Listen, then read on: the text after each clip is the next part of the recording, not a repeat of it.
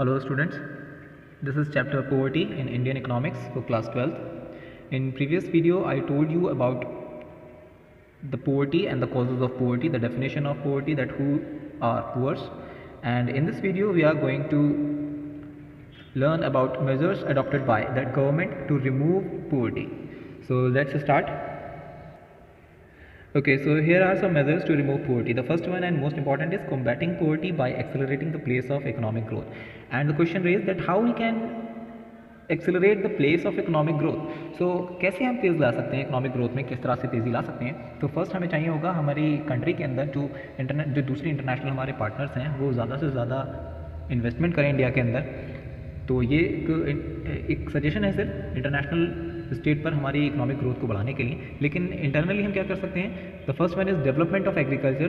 तो एग्रीकल्चरल जो सेक्टर है उसे हमें बढ़ाना होगा. That means agriculture should be mechanised and modernised and better seed means of irrigation, chemical and composite fertilizers should be used, and small farmers should be given financial assistance.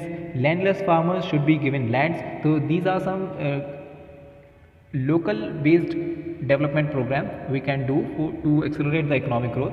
And the next one is stability in the price level, कि किस तरह से हम price level में stability लेकर आ सकते हैं, क्योंकि चीज़ें बहुत ज़्यादा महंगी होती जा रही हैं दिन पे दिन. इससे क्या हो रहा है कि जो पैसे की जो पावर है, यानी कि जो चीज़ें महंगी हो रही हैं वो एक्चुअली चीज़ें महंगी नहीं होती हैं, वो मनी की जो बाइंग पावर है वो कम होती जा रही है. तो इस चीज़ में हमें गवर्नमेंट को चाहिए कि stability in the price level कुछ ऐसी पॉलिसीज़ लेकर के आएँ जिससे कि स्टेबिलिटी इन प्राइस लेवल हो सके. एंड अगला क्या हो सकता है कि भाई जो अनएम्प्लॉयमेंट की जो सिचुएशंस हैं उनको भी दूर करें. अनएम्प्लॉयमेंट दूर होगा, इससे पर कैपिटा इनकम बढ़ेगी, या फिर जिन लोगों के पास अभी कोई इनकम का सोर्स है ही नहीं उन लोगों के पास सोर्स ऑफ इनकम आएगा. तो इससे क्या करेगा, एक छोटे छोटे लेवल पे यूनिट्स जब छोटे छोटे लेवल से हम स्टार्ट करेंगे तो एक बड़े लेवल पे हमारा एक इकोनॉमिक ग्रोथ हमें देखने को मिलेगा.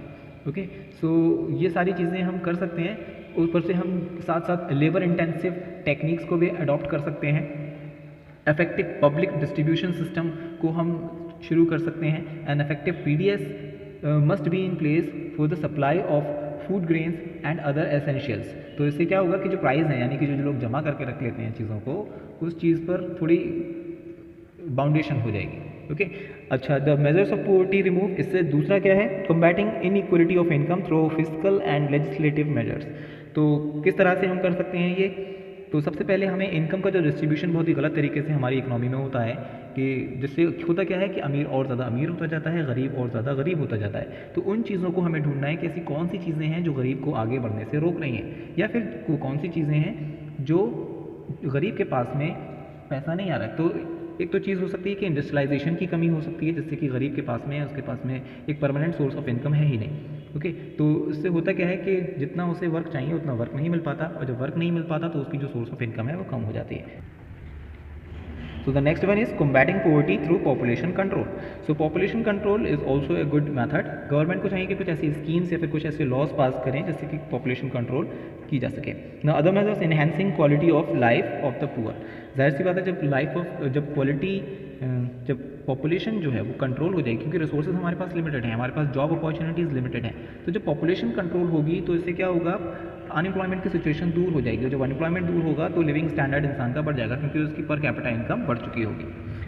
Now what government is doing, so let's see. So poverty alleviation programmes, जो गवर्नमेंट एक तरह से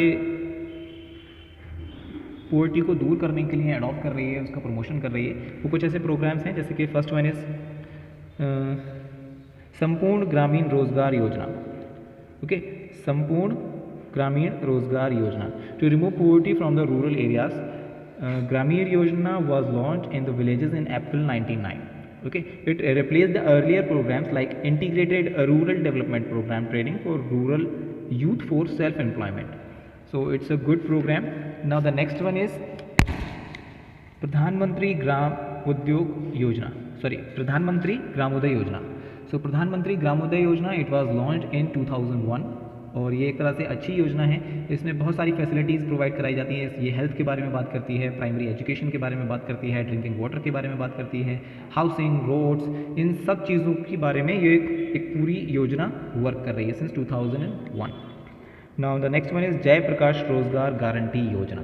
So the scheme seeks to provide guaranteed employment in the most backward districts of the country. तो वो गवर्नमेंट उन्हें प्रोवाइड कराती है जहाँ पे बहुत कम अपॉर्चुनिटीज़ होती हैं या फिर प्राइवेट इंडस्ट्रियलाइजेशन बहुत कम है। ऐसे एरियाज़ में गवर्नमेंट एक अश्योरिटी देती है लोगों को जॉब के लिए। तो the next one is the स्वर्ण जयंती शहरी रोजगार योजना। ओके, सो स्वर्ण जयंती शहरी रोजगार योजना, दिस योजना was launched on December 1, 1997.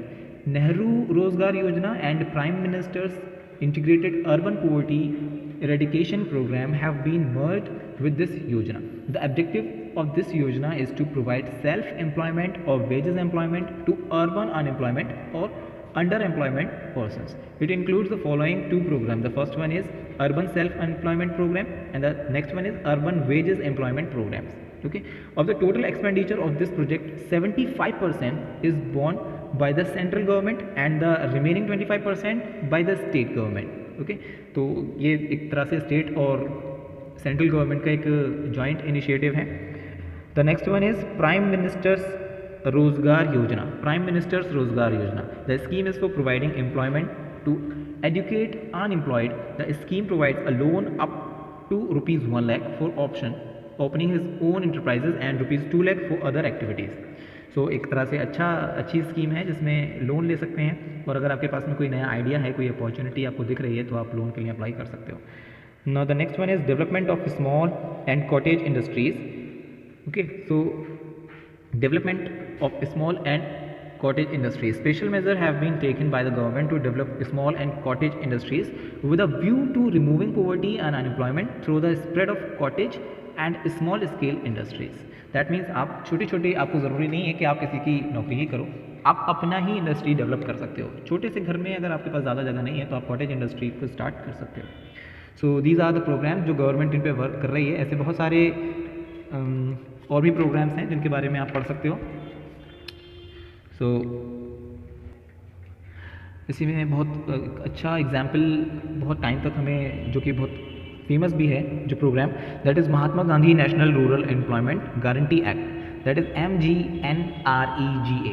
Under this act, all those who are willing to work at the minimum wages are offered work for a minimum period of 100 days. यानी एक 100 डेज़ की जो गारंटी है, जो श्योरिटी है, वो उन्हें दे दी जाती है। तो ये कुछ प्रोग्राम्स में से एक हैं। मैंने बताया कि और भी कुछ ऐसे प्रोग्राम्स हैं जिनके बारे में आप पढ़ सकते हो। सो ये चैप्टर में सिर्फ इतना ही था। अगर कोई भी प्रॉब्लम होती है दैन यू कैन कमेंट और डायरेक्ट मैसेज मी। सो अगले लेक्चर में अगले चैप्टर के साथ, टिल देन टेक केयर।